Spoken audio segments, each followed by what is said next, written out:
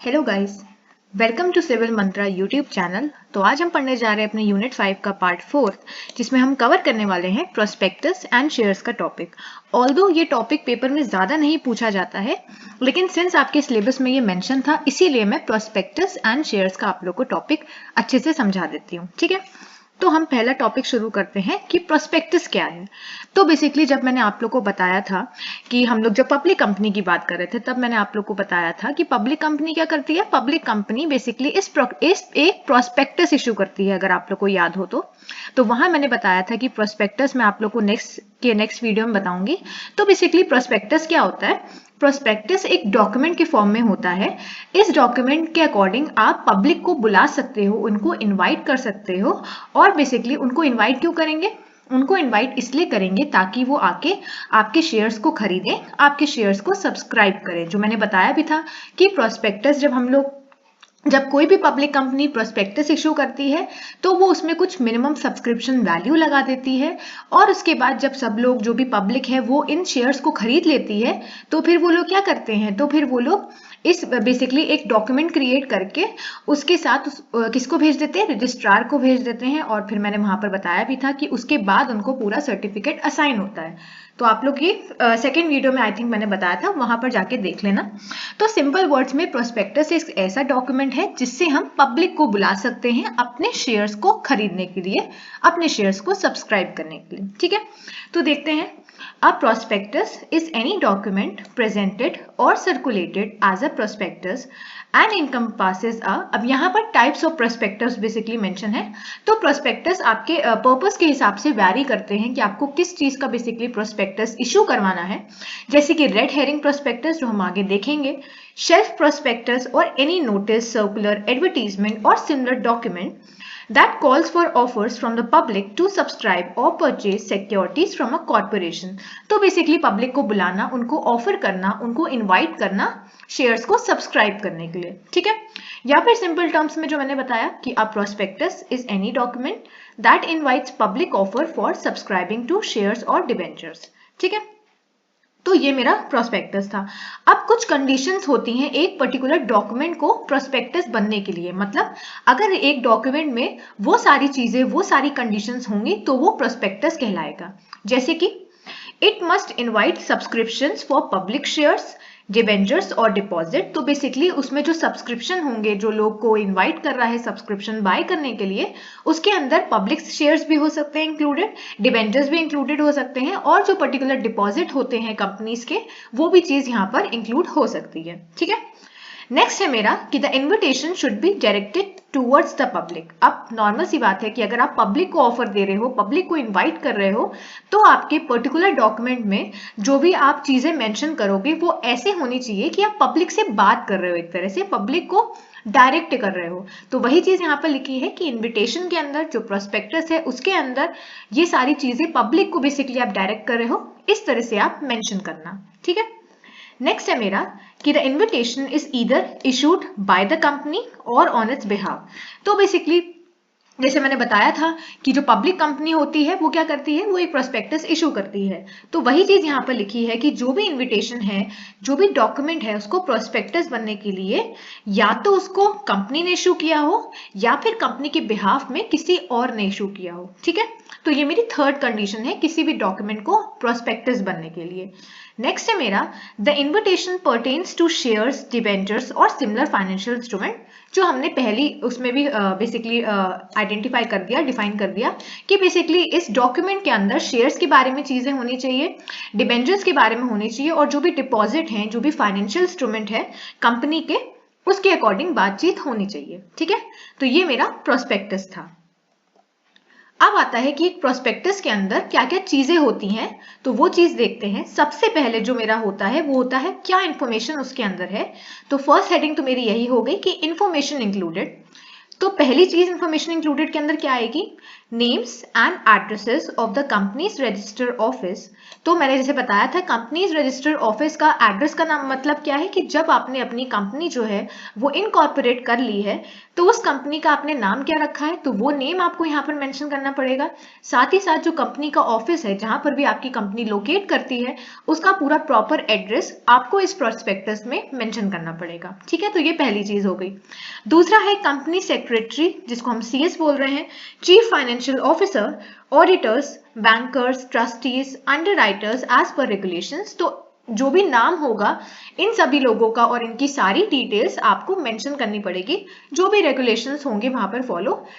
लेकिन बेसिकली क्या है कि प्रोस्पेक्टस के अंदर कंपनी की इंफॉर्मेशन तो होती है, साथ साथ जो कंपनी में इंपॉर्टेंट लोग होते हैं जो एक फ्रेमवर्क बना के चलते हैं, जो एक एडमिनिस्ट्रेटिव पार्ट बना के चलते हैं कंपनी का, उनकी भी इंफॉर्मेशन इसी के अंदर होती है। ठीक है, नेक्स्ट है मेरा dates of the opening and closing of the issue, issuance of allotment letter and refund timelines as per regulations।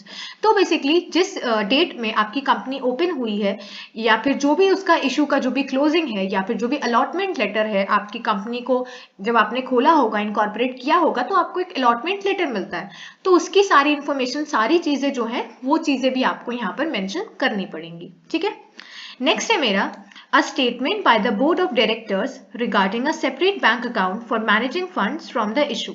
तो बेसिकली यहाँ पर क्या लिखा हुआ है कि जो भी आप बेसिकली लोगों को आप बेसिकली क्या कर रहे हो, लोगों को आप बुला रहे हो, लोगों को आप इनवाइट कर रहे हो। ठीक है, तो लोगों को इनवाइट कर रहे हो आप अपने शेयर्स को बेसिकली खरीदने के लिए, उनमें इन्वेस्ट करने के लिए।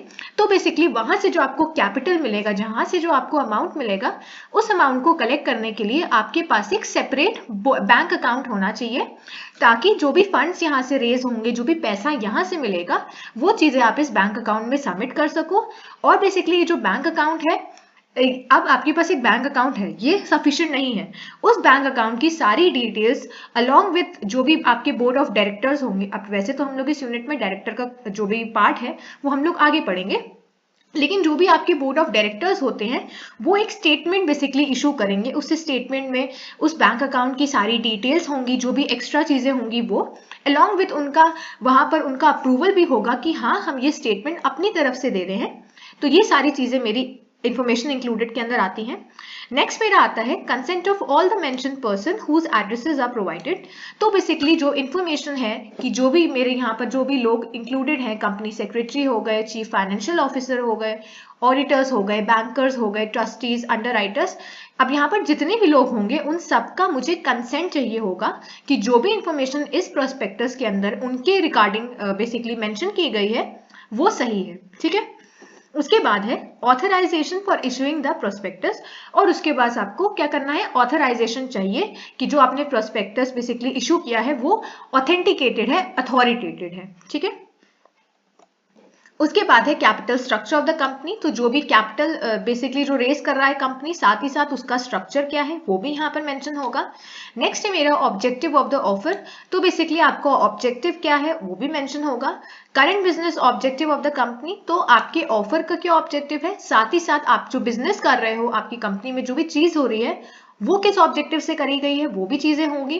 साथ ही साथ मिनिमम सब्सक्रिप्शन रिक्वायरमेंट, जैसे मैंने बताया भी था कि पब्लिक कंपनी अपने प्रोस्पेक्टस को इशू करती है और एक मिनिमम सब्सक्रिप्शन रिक्वायरमेंट भी वहां पर सेटअप कर देती है, तो वो चीज आपको यहाँ पर मेंशन करनी है कि आप कितना मिनिमम सब्सक्रिप्शन यहाँ पर डाल रहे हो। ठीक है, साथ ही साथ जो बोर्ड ऑफ डायरेक्टर्स अपना एक स्टेटमेंट दे रहे हैं उनकी पूरी डिटेल्स यहाँ पर चाहिए, और डिस्क्लोजर्स भी यहाँ पर जैसे जैसे होंगे वो चीजें रिक्वायर होंगी उस हिसाब से यहाँ पर लग जाएंगी। ठीक है, तो ये सारी चीजें मेरी इंफॉर्मेशन इंक्लूडेड के अंदर आ जाती है। नेक्स्ट है मेरा रिपोर्ट्स इंक्लूडेड, कि कौन कौन सी एक रिपोर्ट के फॉर्म में, जैसे हम लोग नॉर्मल में भी रिपोर्ट बनाते हैं उसमें सारी चीजें इंक्लूड करते हैं। सपोज करो आप लोग एक प्रोजेक्ट बना रहे हो, तो प्रोजेक्ट से रिलेटेड आपके जो भी पॉइंट्स हैं, जो भी चीजें हैं कि कैसे आप प्रोजेक्ट प्रिपेयर करोगे, कैसे उसके डिजाइनिंग पार्ट करोगे, कैसे उसको फाइनलाइज करके उस प्रोजेक्ट को आप इम्प्लीमेंट करवाओगे, वो सारी चीजें आप एक रिपोर्ट के फॉर्म में सबमिट करते हो जब भी आप प्रोजेक्ट बनाते हो, अपना फाइनल ईयर में हो या कभी भी आप मिनी प्रोजेक्ट बनाते हो। सिमिलरली यहाँ पर भी आपको कुछ रिपोर्ट्स इंक्लूड करनी पड़ेंगी। अब वो रिपोर्ट्स के अंदर आपकी कंपनी की भी चीजें हो सकती हैं, साथ ही साथ जो अलग अलग लोग होते हैं कंपनी के अंदर इन्वॉल्व, उनके हिसाब से भी हो सकती हैं। जैसे कि पहला पॉइंट है हमारा auditors report on financial performance, तो जो भी मेरे ऑडिटर होंगे, आप टेंशन मत लो, ये ऑडिटर क्या है वो हम लोग नेक्स्ट वीडियो में पढ़ेंगे। बेसिकली ऑडिटर्स की जो रिपोर्ट होंगी, जो भी बेसिकली ऑडिटर्स का काम क्या होता है, कंपनी की जो भी फाइनेंशियल प्रोग्रेस होती है कि कंपनी फाइनेंस के टर्म में कैसी चल रही है, कंपनी को कहाँ पर कितना लॉस हो रहा है, कहाँ पर कितना प्रॉफिट हो रहा है, किस कंपनी को किस एस्पेक्ट में कंपनी को ज्यादा इन्वेस्ट करना चाहिए ताकि उसकी कैपिटल रेज हो, उसकी फाइनेंशियल परफॉर्मेंस बढ़े, वो सारी चीजें ऑडिटर के अंदर आती हैं। ठीक है, मैंने बताया, इस पे कंफ्यूज मत होना, हम लोग इसमें डिटेल आगे पढ़ेंगे। ठीक है, तो ये मेरी पहली रिपोर्ट हो गई। दूसरी है, जैसे मैंने बताया भी, कि report on profit and losses for the preceding 5 financial year leading up to the issue's financial year. तो बेसिकली जो भी प्रॉफिट है, जो भी लॉस है, उसकी रिपोर्ट जो पिछले 5 साल होंगे वो उनकी पूरी रिपोर्ट आपको एक प्रिपेयर करें, यहाँ पर इंक्लूड करनी पड़ेगी, और जो कंपनी का बिजनेस है या फिर कंपनी का जो ट्रांजैक्शन है उस पूरी चीज की रिपोर्ट भी आपको यहाँ पर इंक्लूड करनी पड़ेगी। ठीक है, तो ये सारी इंफॉर्मेशन इंक्लूडेड, और रिपोर्ट के बाद आपको एक डिक्लेरेशन करना पड़ेगा। डिक्लेरेशन क्या होगा? डिक्लेरेशन बेसिकली कि हाँ, जो जो इंफॉर्मेशन है वो करेक्ट है, वो सही है। सो a declaration about compliance with the provisions of the Companies Act and a statement affirming such compliance। तो आपको एक बेसिकली एक डिक्लेरेशन लेना है कि ये जो भी प्रोस्पेक्टस के अंदर चीजें हैं ये कंपनी एक्ट के अकॉर्डिंग है, और आपको बेसिकली उसको अप्रूवल देना है कि हाँ, ये जो हमने चीजें मेंशन करी हैं ये सही है, ये करेक्ट है। ठीक है, उसके बाद other matters and report, so inclusion of any other relevant matter and report as prescribe the regulation. तो यहाँ पर बेसिकली क्या है कि इन मैटर्स के अलावा अगर आपको कोई और मैटर, कोई और रिपोर्ट इंक्लूड करनी है तो आप वो भी इंक्लूड कर सकते हो, लेकिन वो जो रिपोर्ट होगी, वो जो इन्फॉर्मेशन होगी, वो जो मैटर होगा, वो रूल्स और रेगुलेशंस के हिसाब से होना चाहिए जो कि कंपनीज एक्ट में मेंशन है। ठीक है, तो ये चीजें मेरी इंक्लूडेड होती है प्रोस्पेक्टस के अंदर। आगे वीडियो से बढ़ने से पहले मैं आप लोगों को बताना चाहती हूँ कि आप हमारे चैनल को सब्सक्राइब करें ताकि आपको ऐसी और भी वीडियोस मिले हमारे। अगर आप चैनल को अच्छा लग रहा है, अगर आपको ये पर्टिकुलर चैनल हेल्प कर रहा है आपकी जर्नी में, आपके बीटेक में, तो प्लीज़ आप हमारे चैनल को सब्सक्राइब करें, लाइक करें और वीडियो को शेयर करें अपने दोस्तों के साथ ताकि उनको भी हेल्प मिले। अगर आप हमारे चैनल को और ग्रो करवाएंगे, हमारी वीडियोस को लाइक करेंगे, तो ये मुझे मोटिवेशन की तरह हेल्प करेगा और मैं ऐसे ही वीडियोस और लाऊंगी ताकि आप लोग का जो पेपर है बीटेक का वो इजीली हो पाए, आप उसको अच्छे नंबर से स्कोर कर पाए। तो हमारे चैनल को ज़रूर सब्सक्राइब करें। ठीक है, इसके साथ साथ एक और चीज़, हमारे सिविल मंत्रा के चैनल पे एक नया ज्वाइन बटन भी इंक्लूड हुआ है जिसके बहुत सारे फीचर्स हैं, बहुत सारी आपको एडवांटेज मिलेंगी। तो हमारे चैनल में जब आप जाओगे, कोई भी वीडियो खोलोगे, तो आपको चैनल के नाम के साइड में एक ज्वाइन बटन दिखेगा, तो उस ज्वाइन बटन को आपको क्लिक करना है। अगर आप हमारे चैनल को ज्वाइन करते हो तो उससे आपको बहुत सारी चीज़ों की एडवांटेज मिलेगी, जैसे कि आपको कंसेप्चुअल वीडियोस मिलेंगे डिटेल में, जो कि आपकी सेमेस्टर पॉइंट ऑफ व्यू से बहुत इंपॉर्टेंट होंगे। आप उन वीडियोस को पढ़ के अपना सेमेस्टर ईजिली क्रैक कर सकते हो अच्छे मार्क्स के साथ। सारे सेमेस्टर के आपको वीडियो मिलेंगे एक स्ट्रक्चर्ड वे में। पीवाईक्यू क्वेश्चंस हम लोग सॉल्व करवाएंगे, और आप लोग को पता है कि किसी भी यूनिवर्सिटी के अंदर, बीटेक के अंदर, एकेटीयू के अंदर जो पीवाईक्यू क्वेश्चंस हैं उनकी कितनी इंपॉर्टेंस होती है, तो वो क्वेश्चंस हम लोग सॉल्व करवाएंगे। इसके साथ साथ आपको प्रीमियम वीडियोस, जो वीडियोस यहाँ पर प्राइवेट हैं, उसका एक्सेस मिलेगा, और आपका वीकली इंटरेक्शन होगा हमारे एक्सपर्ट्स के साथ लाइव वीडियो में, और आपको हमारे टेलीग्राम चैनल की एक्सेस और व्हाट्सएप ग्रुप की भी एक्सेस मिलेगी, जहां पर आप जब चाहो अपने डाउट्स पूछ सकते हो। ठीक है, तो ये हमारे ज्वाइन का ऑप्शन था, आप चाहो तो आप इसको ज्वाइन कर सकते हो, आपको इसमें बहुत सारी एडवांटेज मिलेगी। ठीक, फिर आता है टाइप्स ऑफ प्रोस्पेक्टस कि कितने कितने तरह के प्रोस्पेक्टस होते हैं। तो सबसे पहला मेरा प्रोस्पेक्टस होता है अब्रिज्ड प्रोस्पेक्टस। अब अब्रिज्ड प्रोस्पेक्टस क्या है? An abridged prospectus serves as a concise summary of a full prospectus submitted to the registrar।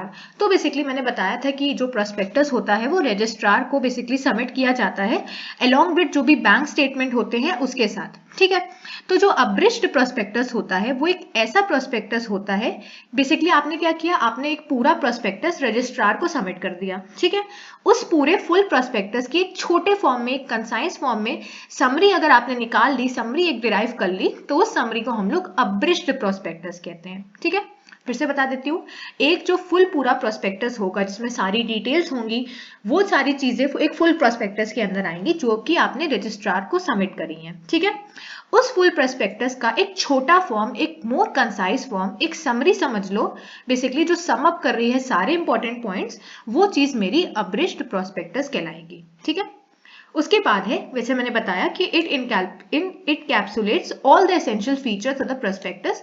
तो बेसिकली फुल प्रोस्पेक्टस के अंदर जो भी इंपॉर्टेंट फीचर्स होंगे, जो भी इंपॉर्टेंट चीजें होंगी, वो सारी चीजें मेरी अब्रिज्ड प्रोस्पेक्टस के अंदर आएंगी। ठीक है, नेक्स्ट है मेरा design to provide investors with crucial and relevant information for informed decision making. तो बेसिकली अब इसका वो क्या है, यूज क्या है, हम अब्रिज्ड प्रोस्पेक्टस क्यों बना रहे हैं? हम अब्रिज्ड प्रोस्पेक्टस इसीलिए बना रहे हैं ताकि, अब देखो, अगर कोई इन्वेस्टर है, ठीक है, जो आपकी कंपनी में इन्वेस्ट करना चाहता है, तो जो इन्वेस्टर्स हैं वो इतना टाइम तो लगाएगा नहीं कि आपका पूरा फुल प्रोस्पेक्टस पढ़े, क्योंकि प्रोस्पेक्टस काफी बड़ा डॉक्यूमेंट हो गया। तो उस केस में आप क्या कर सकते हो कि आप उस फुल प्रोस्पेक्टस की इंपॉर्टेंट पॉइंट, जो भी एसेंशियल फीचर्स हैं, वो बेसिकली लिस्ट डाउन करके आप एक समरी बना सकते हो। और ये समरी जो है वो इन्वेस्टर्स को बेसिकली हेल्प करेगी डिसीजन मेकिंग में। किस चीज का डिसीजन? इस चीज का डिसीजन कि आपकी कंपनी में इन्वेस्ट करें कि नहीं। इसीलिए बोला जाता है कि जो प्रोस्पेक्टस बना रहे हो या फिर जो उसकी कंसाइज समरी बना रहे हो, उस वो क्या हो, वो अच्छी होनी चाहिए, वो रेलेवेंट होनी चाहिए, और उसमें सही चीजें मेंशन करो, जो भी इंपॉर्टेंट फीचर्स हैं वो मेंशन करो। ठीक है, नेक्स्ट है मेरा abridged prospectuses also help reduce the cost associated with public issuance of capital due to its section nature. तो बेसिकली ये कॉस्ट को भी कम करता है मेरा अब्रिज्ड प्रोस्पेक्टस। ठीक है, नेक्स्ट है मेरा deemed prospectus.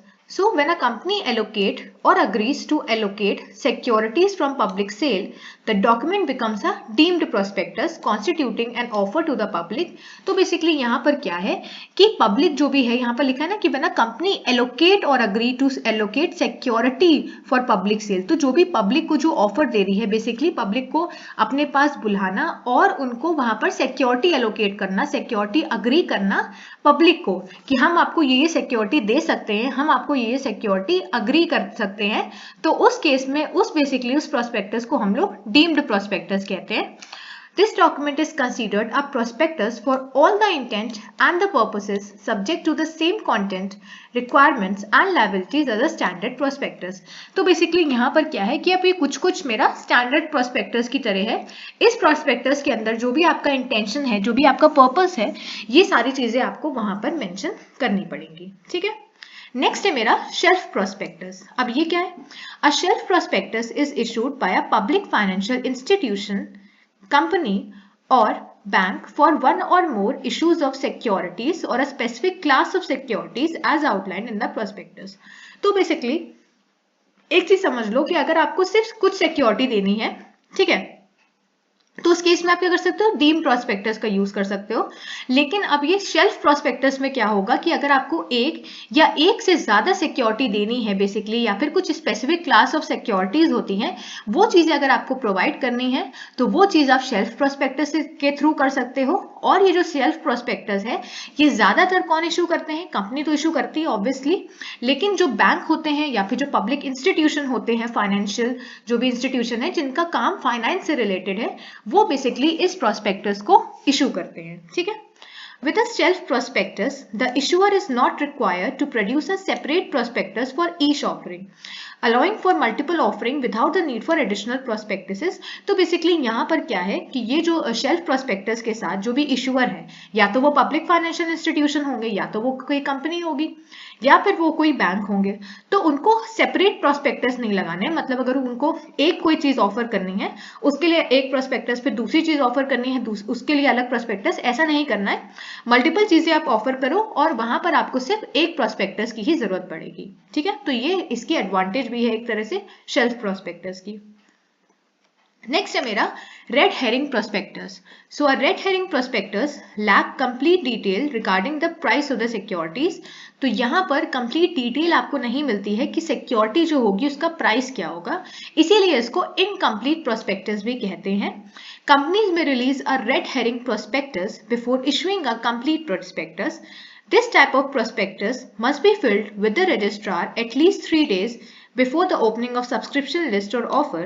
Despite its incompleteness, a red herring prospectus carries the same obligations and liabilities as a standard prospectus. तो बेसिकली रेड हेरिंग प्रोस्पेक्टस में क्या होता है कि इसके अंदर किसी चीज की कमी है, इतना समझ लो कि इसके अंदर इनकम्प्लीट प्रोस्पेक्टस, इसीलिए इसको बोलते हैं क्योंकि इसमें कोई चीज इनकम्प्लीट है। क्या चीज इनकम्प्लीट है? यहाँ पर जो प्राइस होती है सिक्योरिटी का, वो चीज यहाँ पर नहीं मेंशन होती है। और ये जो एक चीज याद रखना कि ये ऐसा प्रोस्पेक्टस है जो कि रजिस्ट्रार को आप फाइल कर सकते हो। रजिस्ट्रार बेसिकली आप उनको फाइल करवा सकते हो कम से कम 3 दिन। मैंने बताया था ना कि आपको रजिस्ट्रार को बेसिकली वहां पर एक प्रोस्पेक्टस इशू करवाना पड़ेगा, उसके बाद वो पूरा इवैल्यूएट करके आपको एक सर्टिफिकेट देंगे। तो उससे पहले कम से कम आप 3 दिन पहले ही इस प्रोस्पेक्टस को आप इशू करवा सकते हो, फाइल करवा सकते हो। तो ये है मेरा रेड हेरिंग प्रोस्पेक्टस। ठीक है, तो यहां तक हमने प्रोस्पेक्टस का पूरा टॉपिक खत्म कर लिया। अब हम लोग पढ़ने जा रहे हैं शेयर्स का टॉपिक कि शेयर क्या है। तो शेयर तो मुझे लगता है आप लोग को सबको पता होगा कि कंपनी में आपका शेयर क्या है। बहुत से लोग बोलते हैं कि ये कंपनी में हमारा इतना शेयर है, 50% शेयर है, 60% शेयर है, या जो भी है। तो शेयर का मतलब क्या होता है? उस कॉर्पोरेशन में आपका कितना हिस्सा है, या फिर ऐसे सिंपल वर्ड्स में बोलूं कि उस कॉर्पोरेशन या उस कंपनी में आपका कितना ओनरशिप है। ठीक है, ओनरशिप का मतलब क्या है कि आप उस कंपनी का कितना पार्ट, कितना इक्विटी लेते हो, तो वो मेरी शेयर हो जाती है। ठीक है, तो shares are units of equity. देखो यहाँ पर लिखा भी है कि शेयर मेरी इक्विटी की यूनिट है। Ownership interest in a corporation that exist as a financial asset providing for an equal distribution in a residual profit if any are declared in the form of dividend. तो अब इस case में क्या होगा, आपका company का जो भी बेसिकली शेयर होगा, उस हिसाब से आपको जो भी प्रॉफिट होगा, अगर कंपनी कोई प्रॉफिट करती है फ्यूचर में, तो उस हिसाब से आपको बेसिकली उस प्रॉफिट में डिस्ट्रीब्यूशन होगा। तो वो चीज आपके शेयर पे डिपेंड करती है। ठीक है, उसके बाद है शेयर होल्डर्स में also enjoy capital gains if the value of the company rises. और जैसे मैंने बताया कि अगर कंपनी अपने फील्ड में बहुत ज्यादा ग्रोथ कर रही है और बहुत सी चीजों में अपने को ग्रो कर रही है, तो उस केस में कंपनी की वैल्यू जैसे जैसे बढ़ेगी, वैसे वैसे जो कैपिटल अमाउंट, जो भी पैसा है जो शेयर होल्डर्स को मिलता है, वो मेरा बढ़ता चला जाएगा। ठीक है, क्योंकि ये शेयर्स पे डिपेंड करता है। Share represent equity ownership in a corporation और final asset owned by inventors who exchange capital in returns of these units. Common share enable voting rights and possible returns through a price appreciation and dividend. Preferred share do not offer price appreciation but can be redeemed at an attractive price and offer regular dividend. तो बहुत से case में ऐसा होता है कि लोग अपना शेयर बेच देते हैं, तो उस केस में उनको वहां से बेसिकली पैसा मिल सकता है, प्राइस मिल सकता है। ठीक है, तो ये मेरा शेयर है कि किसी भी कंपनी में इक्विटी होना, वहां पर ओनरशिप में बेसिकली आपकी कंपनी में क्या है, वो बेसिकली मेरा शेयर कहलाता है। ठीक है, most companies have share but only the shares of publicly traded companies are found on stocks exchange. तो बेसिकली बहुत सी कंपनी के पास शेयर होते हैं, लेकिन जो पब्लिकली ट्रेडेड कंपनी होती है, जिनमें जो ट्रेड सिस्टम होता है वो पब्लिक के थ्रू होता है, वो बेसिकली स्टॉक एक्सचेंज में इन्वॉल्व होती हैं। ठीक है, उसके बाद है कि अब शेयर्स को थोड़ा और अच्छे से समझते हैं। So when establishing a corporation, owners may choose to issue common stock और preferred share to investors, shares to investor. Companies issue equity shares to investor in return for capital which is used to grow and operate the firm. तो जैसे आप लोगों ने shark tank में भी देखा होगा कि वो लोग कहते हैं कि हमारी इक्विटी कितनी है, वो लोग इक्विटी बोलते हैं कि 10% है, 50% है आपके इस कंपनी में। तो बेसिकली वहां पर क्या होता है कि आप अपनी कंपनी की ओनरशिप, ठीक है, ओनरशिप या फिर इक्विटी जो है वो सामने वाले पर्सन को दे रहे हो, और रिटर्न में आप क्या ले रहे हो, रिटर्न में आप वहां उनसे कैपिटल अमाउंट ले रहे हो, और इस कैपिटल अमाउंट को आप क्या करोगे, इस कैपिटल अमाउंट को आप अपने बिजनेस को, अपनी कॉर्पोरेशन को ग्रो करने में और उसको ऑपरेट करने में यूज करोगे। तो आप लोगों ने देखा भी होगा कि वो लोग जब कोई भी आता है तो वो लोग कहते हैं कि कितनी इक्विटी अमाउंट चाहिए, कितना हमें देना पड़ेगा। तो उस केस में वो कहते हैं कि हम आपको इतना ऑफर करेंगे और हमें आपकी कंपनी में इतनी इक्विटी चाहिए। तो वो चीज वही होती है जो यहाँ पर मेंशन भी है कि किसी भी कॉर्पोरेशन को अगर आप शुरू कर रहे हो, या तो आप कॉमन स्टॉक से चलो, या फिर आप क्या कर सकते हो कि इन्वेस्टर्स को शेयर दे सकते हो। तो उस केस में आप जैसे आप इन्वेस्टर्स को शेयर दोगे, अपनी कंपनी में कुछ ओनरशिप का पार्ट दोगे, उस केस में वो आपको कैपिटल देंगे, पैसा देंगे, और उस कैपिटल को आप यूज कर सकते हो अपनी कंपनी को ग्रो करने के लिए। ठीक है, Shares of privately held companies or partnership are owned by the founders or partners. तो बेसिकली यहाँ पर क्या बताया गया है कि जो भी प्राइवेट कंपनीज होती हैं, उनकी बेसिकली जो शेयर होता है वो उनके फाउंडर्स के पास होता है, या फिर जो लोग पार्टनर्स होते हैं उनके पास, अगर वहां पर पार्टनरशिप हुई है तो। ठीक है, क्योंकि हुई होगी क्योंकि वो प्राइवेट कंपनी है। नेक्स्ट है मेरा, as small companies grow shares are sold to outside investors in the primary market. और जैसे जैसे ये जो छोटी कंपनी है, जो मैंने बताया भी कि जैसे छोटी कंपनी बढ़ती हैं तो उनको ज्यादा कैपिटल चाहिए होती है, तो वो अपने शेयर को बेच देती हैं आउटसाइड जो भी इन्वेस्टर्स होते हैं उनको, ताकि वो लोग कैपिटल दे सके और वो अपना बिजनेस ग्रो कर सके। अब यहाँ पर आउटसाइड का मतलब क्या है कि इसके अंदर मेरे फैमिली फ्रेंड्स आ सकते हैं, कुछ वेंचर इन्वेस्टर्स आ सकते हैं, ठीक है। तो जो भी इन्वेस्टर्स होंगे अपनी फील्ड में जो एक्सेल कर रहे होंगे, उनके पास आप बेसिकली उनको कॉन्टैक्ट करके उनकी हेल्प लेके अपने शेयर्स को वहां पर बेच सकते हो और वहां से आप कैपिटल अमाउंट ले सकते हो, ठीक है।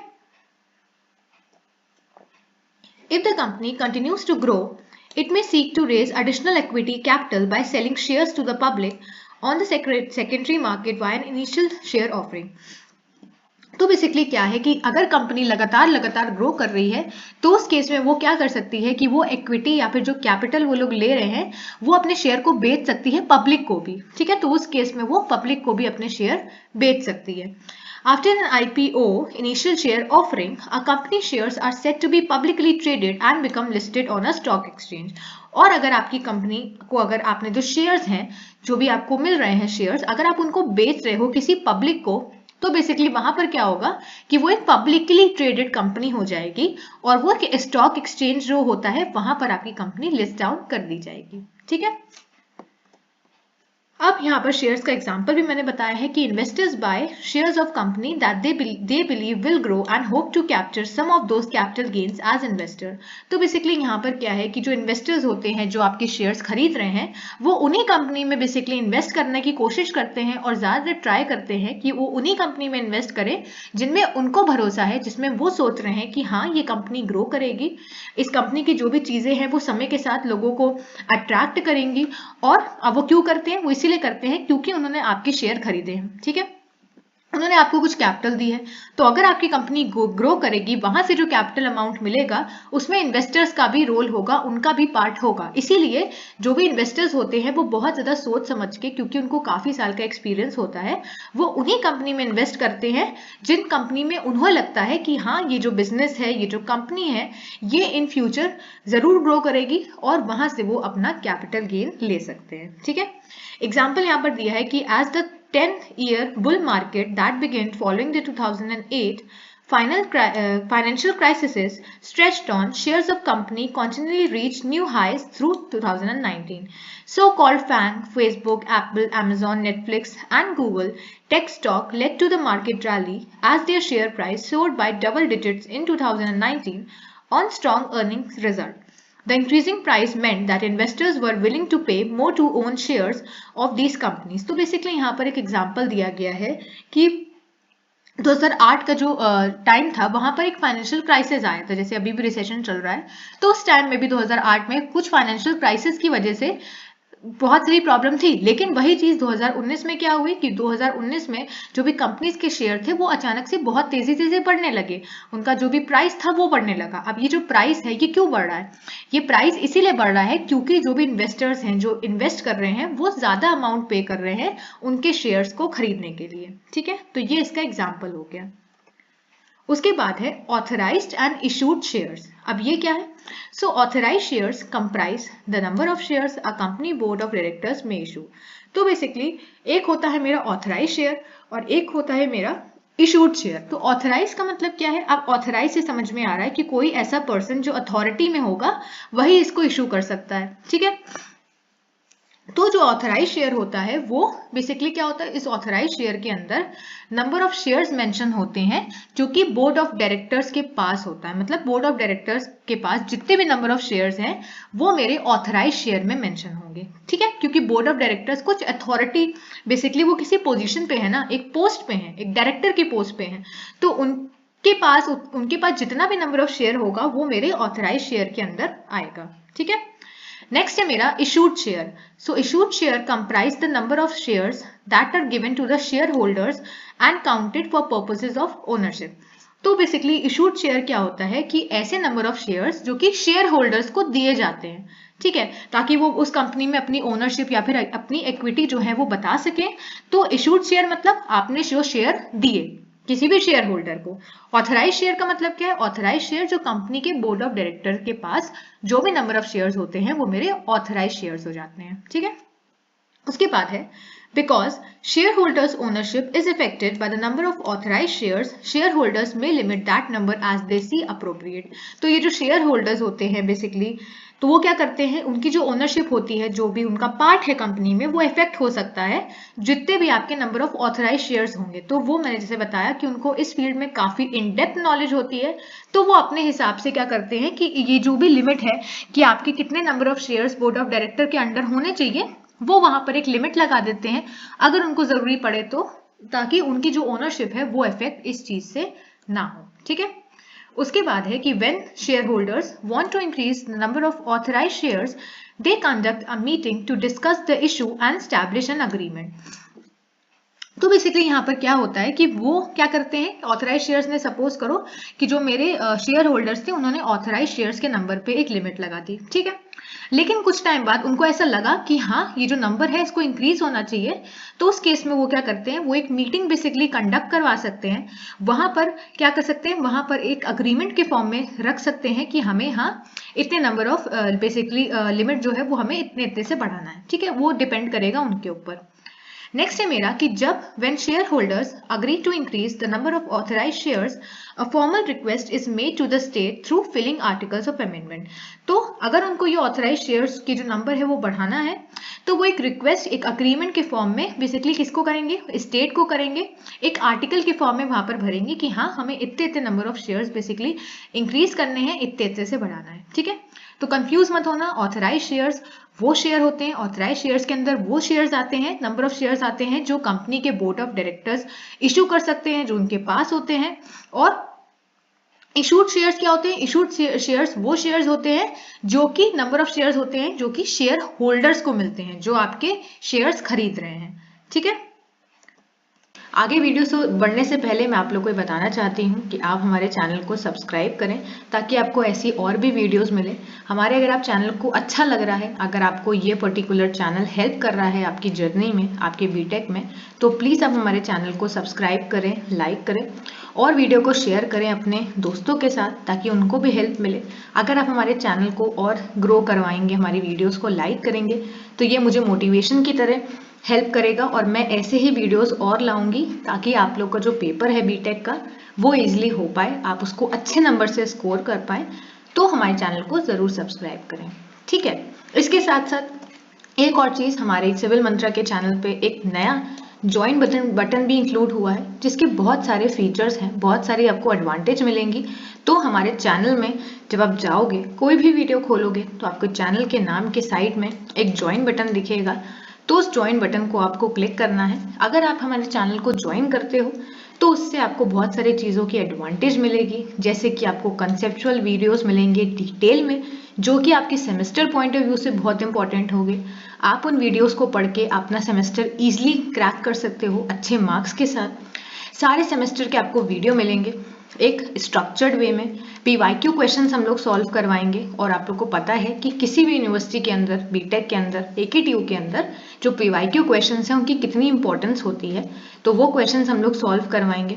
इसके साथ साथ आपको प्रीमियम वीडियोस, जो वीडियोस यहाँ पर प्राइवेट हैं, उसका एक्सेस मिलेगा और आपका वीकली इंटरेक्शन होगा हमारे एक्सपर्ट्स के साथ लाइव वीडियो में, और आपको हमारे टेलीग्राम चैनल की एक्सेस और व्हाट्सएप ग्रुप की भी एक्सेस मिलेगी, जहां पर आप जब चाहो अपने डाउट्स पूछ सकते हो।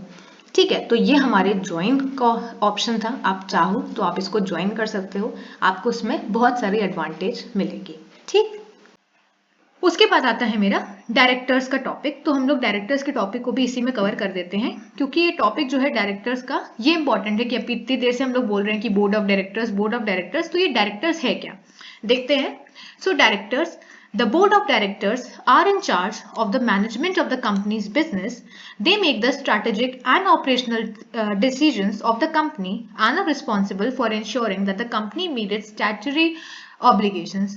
तो बेसिकली आपने मैनेजर को देखा होगा किसी भी कंपनी में। मैनेजर का काम क्या होता है, मैनेजर का काम होता है, जैसे प्रोजेक्ट मैनेजर समझ लो, तो प्रोजेक्ट मैनेजर का काम क्या होगा, जो भी प्रोजेक्ट चल रहा है कंपनी में, किसी भी टेक्नोलॉजी में हो सकता है, AI ML या कुछ भी, तो प्रोजेक्ट मैनेजर का काम होता है उस प्रोजेक्ट को बेसिकली मैनेज करना। जो भी लोग हैं वो अपना काम ठीक से कर रहे हैं कि नहीं, लोगों को काम असाइन करना, कैसे कैसे उनको अलॉट करना है काम, इन सब चीज़ों का जो मैनेजमेंट होता है वो मेरे प्रोजेक्ट मैनेजर के पास आता है।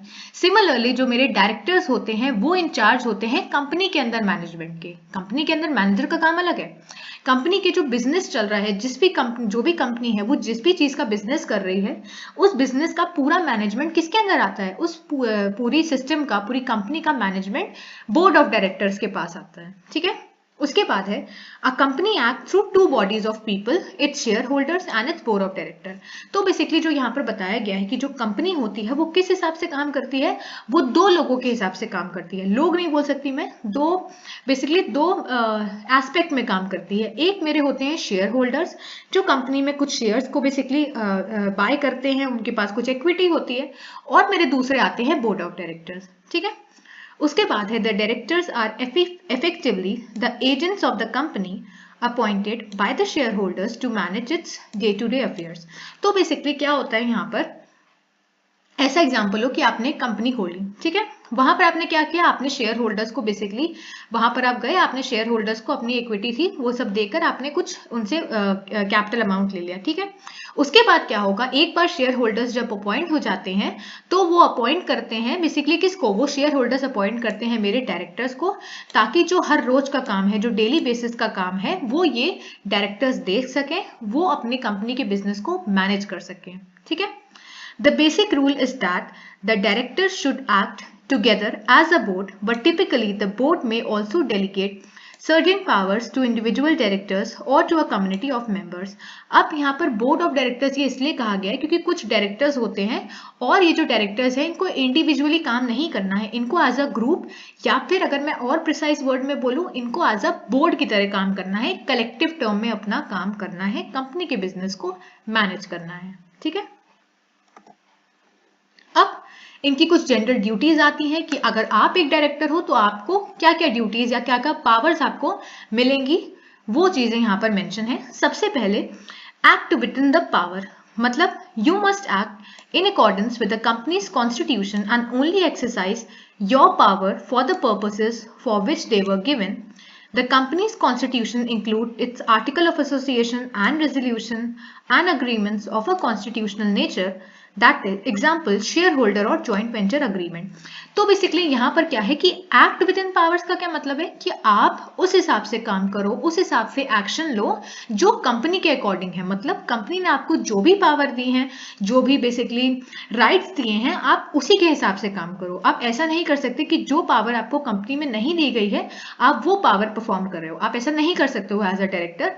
एज अ डायरेक्टर आपकी रिस्पॉन्सिबिलिटी है कि आप अपने जो भी एक्शंस हैं वो इसी पावर के अंदर करो जो कि आपको कंपनी के कॉन्स्टिट्यूशन में मेंशन है।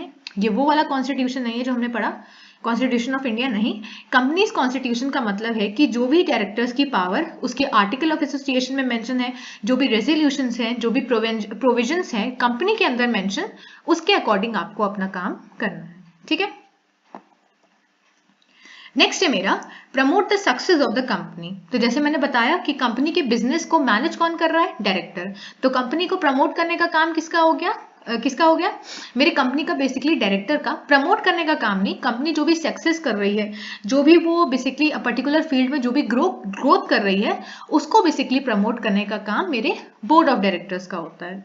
So you must act in the way you consider in good faith would be the most likely to promote the success of the company for the benefit of its member as a whole. Success will generally mean a long-term increase in value, but fundamentally it is up to each director to decide in good faith whether it is appropriate for the company to take a particular course of action। तो जैसे मैंने बताया भी कि ये जो आपकी success है इसका क्या हो सकता है कि आपकी जो भी वैल्यू है वो बढ़ गई है। जैसे मैंने बताया भी था कि कंपनी की वैल्यू बढ़ेगी तो जो भी शेयर कैपिटल होगी वो बढ़ेगी। ठीक है। तो आप चाहो तो आप इस सक्सेस को ऐसे समझ सकते हो कि आपकी जो वैल्यू बढ़ेगी कंपनी की, वो चीजें आप प्रमोट कर सकते हो। So when considering what is most likely to promote the success of the company, the legislation states the director must have regard to. अब डायरेक्टर को क्या क्या चीजों का ध्यान रखना चाहिए, the likely consequences of any decision in long term. मतलब अगर आपने कोई भी डिसीजन लिया है, अगर आप कोई भी एक्शन ले रहे हो, तो उसका लॉन्ग रन में आपको क्या कॉन्सिक्वेंस या फिर क्या आपको रिजल्ट मिलेगा, क्या वहां से आउटपुट आएगा, उसको आप एक बार देख लो। फिर उसके बाद है कि the interest of companies employees. तो कंपनी के आपके जो एम्प्लॉयज हैं उनका इंटरेस्ट क्या है, वो चीज आप वहां पर चेक कर लो। उसके बाद है the need to foster the company business relationship with suppliers. तो जो भी आपके बेसिकली आपको क्या करना है कि कंपनी का जो भी रिलेशनशिप है दूसरे सप्लायर्स के साथ, दूसरी बेसिकली इंडस्ट्री के साथ, आपको उसको ग्रो करवाना है, वहां पर आपको फॉस्टर करना है, उस चीज को आपको बेसिकली फ्रेंडली रिलेशंस बनाने हैं, ठीक है। उसके बाद है the impact of companies operation on community and environment. तो जैसे मैंने बताया कि किसी भी ऑपरेशन, किसी भी डिसीजन को करने से पहले आपको उसके कॉन्सिक्वेंसेस को सोचना है, साथ ही साथ आपको बेसिकली उस ऑपरेशन को करने के बाद क्या इम्पैक्ट पड़ेगा उस कम्युनिटी में, जिस भी कम्युनिटी को आपकी कंपनी बिलोंग कर रही है, या फिर उस इन्वायरमेंट में आपको क्या इम्पैक्ट पड़ेगा, वो चीज आप एक बार देख लो। The desirability of the company maintaining a reputation for high standard of business conduct, the need to act fairly as between members of the company। ठीक है, तो आपको एक फेयर बेसिकली का जो भी डायरेक्टर्स हैं उनको एक फेयर बेसिकली एटीट्यूड रखना है जो भी मेंबर्स होंगे कंपनी के अंदर। और ये जो लिस्ट है इसमें बहुत सारी चीजें ऐसी हैं जो आप खुद से भी इंक्लूड कर सकते हो, वो चीजें आप यहाँ पर भी ऐड ऑन कर सकते हो, ठीक है। उसके बाद है एक्सरसाइज इंडिपेंडेंट जजमेंट। तो इंडिपेंडेंट जजमेंट का क्या मतलब है कि जो भी आप जजमेंट दे रहे हो, जो भी आप डिसीजंस ले रहे हो, वो इंडिपेंडेंट होना चाहिए। क्योंकि अगर आप किसी के ऊपर डिपेंडेंट हो अपने जजमेंट के लिए, अपने डिसीजन के लिए, तो हो सकता है कि वहां पर आपका जो जजमेंट है वो किसी और चीज से अफेक्ट हो जाए, किसी और के ओपिनियन से अफेक्ट हो जाए। जैसे कि मैंने बताया भी था जब मैं जुडिशरी पढ़ा रही थी कि जो जुडिशरी सिस्टम है इंडिया के अंदर, उनको इंडिपेंडेंट रखा गया है कि वो अपने डिसीजन इंडिपेंडेंटली दे सकते हैं। अब ऑब्वियसली उनको अलग अलग जुडिक्शन में रखा गया है कि सबऑर्डिनेट कोर्ट का जो भी डिसीजन होगा वो आप चाहो तो हाई कोर्ट में ले जा सकते हो, वो सारी चीजें अलग हैं, लेकिन है तो हमारे इंडिया के अंदर इंडिपेंडेंट जुडिशरी। उसी तरह से जो डायरेक्टर्स होते हैं उनको इंडिपेंडेंट जजमेंट का बेसिकली कॉन्सेप्ट प्रोवाइड होता है, उनको ये पावर मिली हुई होती है, ठीक है। इसका मतलब क्या है कि you must exercise independent judgement and make your own decisions. तो जो भी आप डिसीजन ले रहे हो आप खुद से लो, आप किसी और के दबाव में आके या फिर किसी और से इन्फ्लुएंस होके मत वो decision low. This does not prevent you from acting in accordance with company constitution or an agreement which the company has entered into। तो इससे क्या होगा, ऐसा नहीं है कि आप खुद से डिसीजन लोगे तो ये प्रिवेंट कर देगा जो कंपनी के हिसाब से चीजें होंगी, ऐसा कुछ नहीं है। इससे ये होगा कि आप किसी पे डिपेंडेंट नहीं रहोगे, तो आप फ्री माइंड से डिसीजन लोगे और ये जो डिसीजन है ये कंपनी को बेनिफिट ही करेगा। क्योंकि अगर आप किसी और से इन्फ्लुएंस होकर डिसीजन लेते हो तो उस केस में आपका डिसीजन हो सकता है बाइस हो सकता है। तो अपने डिसीजन को लो, अपना दिमाग यूज करो, जो भी डिसीजन आपको देना है वहां से लो, और ये जो चीजें होंगी ये कंपनी के अग्रीमेंट के अकॉर्डिंग ही होगी, ऐसा कुछ नहीं होगा ये कंपनी से अलग होंगी, ठीक है। नेक्स्ट है मेरा exercise reasonable care skill and diligence. So, the general knowledge, skill and expertise that may reasonably be expected of a person carrying out the same function as you in relation to the company, the general knowledge, skill and experience that you actually possess। तो basically अब क्योंकि ये directors की बात हो रही है तो उनके पास बेसिकली क्या है, कुछ नॉलेज होनी चाहिए, स्किल होनी चाहिए और एक्सपीरियंस होना चाहिए अपनी पर्टिकुलर फील्ड में, तो वो वहां से ये सब चीजें देख सकते हैं, ठीक है। उसके बाद है अवॉइड कन्फ्लिक्ट्स ऑफ इंटरेस्ट। अब कन्फ्लिक्टेड सिचुएशन, तो बेसिकली यहाँ पर क्या बताया गया कि जैसे आप लोग को पता होगा कि कॉन्फ्लिक्ट सिचुएशन मत रखो कि ये करूं, ये करना मुझे चाहिए कि मुझे ये नहीं करना चाहिए, अगर करूंगी तो क्या होगा, नहीं करूंगी तो क्या होगा। तो ये कॉन्फ्लिक्टेड सिचुएशन मत रखो अपने अंदर भी। As a normal human being भी मैं बोलना चाहती हूँ कि कन्फ्लिक्टेड सिचुएशन मत रखा करो। अगर कोई चीज नहीं समझ में आ रही, किसी चीज का सोल्यूशन नहीं मिल रहा है, तो उसको फ्री माइंड से सोचो कि हाँ इसमें क्या क्या चीजें ऐसी हो सकती हैं। डिप्रेस होने की जरूरत नहीं है, कन्फ्लिक्ट सिचुएशन में जाने की जरूरत नहीं है कि ये करूंगी तो ये गलत होगा, वो करूंगी तो वो गलत होगा। तो वही चीज मेरी डायरेक्टर्स में भी बेसिकली अप्लाई होती है कि you must avoid a situation in which you have और कुड हैव। जैसे मैंने बताया भी कि ये करूं कि ये ना करूं, अगर होती तो क्या होता, नहीं होती हुई हूं तो क्या हो रहा है। An interest that conflicts or any may conflict with the interest of the company. This applied in particular to the exploitation of any property, information or opportunity regardless of whether the company could take advantage of it। तो basically directors के basically aspect में अगर मैं बात करूं तो इसका मतलब क्या होता है कि अपना जो भी आप ऐसी चीजें सोचो, बेसिकली जो भी आप डिसीजन ले रहे हो वो आप एक कन्फ्लिक्टेड सिचुएशन में मत लो। जो भी आप चीजें कर रहे हो, जो भी आप कंपनी के बारे में सोच रहे हो, ये मत सोचो कि ये चीज मैं करूंगा तो ये कंपनी को एडवांटेज करेगा या नहीं करेगा, ये चीजें मत सोचो। आपकी ड्यूटी क्या है, आपकी ड्यूटी है अपना डिसीजन लेना, कंपनी को ग्रो करवाना। अब यहाँ पर लिखा भी है कि ये जो आपको बेसिकली ड्यूटी मिली है इज नॉट इन्फ्रिंज्ड, ये इन्फ्रिंज नहीं होती है। कब नहीं होती है, The situation you are in cannot reasonably be regarded as likely to give rise to a conflict of interest. On a proper analysis of circumstances, consider whether there will actually be a conflict or a potential for conflict with the interest of the company. तो आपको ऐसा आप कर सकते हो कि आप एक प्रॉपर एनालिसिस कर सकते हो कि अगर मैंने ये चीज करी तो क्या सर्कमस्टांसेस आएंगे और ये जो चीज है ये कन्फ्लिक्ट क्रिएट करेगी कंपनी के हिसाब से कि नहीं। तो आप इसका एक ओवरव्यू ले सकते हो, ठीक है। तो आप ये कन्फ्लिक्ट भरी सिचुएशन को अवॉइड ही करो जहां से ज्यादा जितना हो सके, ठीक है। उसके बाद है, अब ये तो नॉर्मल सी बात है कि not accept benefits from third party की एज अ डायरेक्टर अगर आप कंपनी के साथ ही लॉयल नहीं हो, कंपनी के साथ ही अपनी ड्यूटी नहीं लॉयली निभा रहे हो, तो फिर आप दूसरों के अगर कोई आप कहीं और भी जाते हो तो वहां पर भी लोग यही सोचेंगे कि हाँ इसने थर्ड पार्टी बेनिफिट बेसिकली वहां से लिया है और कोई आप पे ट्रस्ट नहीं करेगा। तो अपनी कंपनी के साथ लॉयल रहो जहां पर भी आप काम कर रहे हो। जैसे कि you must not accept a benefit from a third party given because you are a director और because you do anything as a director. तो जो भी काम कर रहे हो एज अ डायरेक्टर करो, कोई भी बेनिफिट कोई भी चीज थर्ड पार्टी से लेने की कोई जरूरत नहीं है। This duty is not infringed if your acceptance can not reasonably be regarded as likely to give rise to a conflict of interest. अब यहाँ पर जो ड्यूटी है ये इन्फ्रिंज नहीं होती है अगर जो आप एक्सेप्ट कर रहे हो वो कंपनी के कॉन्फ्लिक्ट ऑफ इंटरेस्ट से अलग नहीं है। तो अगर उससे अलाइन है तो वहां पर आप एक्सेप्ट कर सकते हो, लेकिन यहाँ पर है कि जो भी थर्ड पार्टी बेनिफिट है उसको आपको एक्सेप्ट नहीं करना है, ठीक है। इसी तरह से मेरा पूरा डायरेक्टर का भी टॉपिक खत्म होता है। आई होप आप लोग को समझ में आया होगा। अगर समझ में आया है तो वीडियो को लाइक करें, शेयर करें और चैनल को सब्सक्राइब करें। मिलती हूँ मैं आपसे नेक्स्ट वीडियो में। Thank you very much.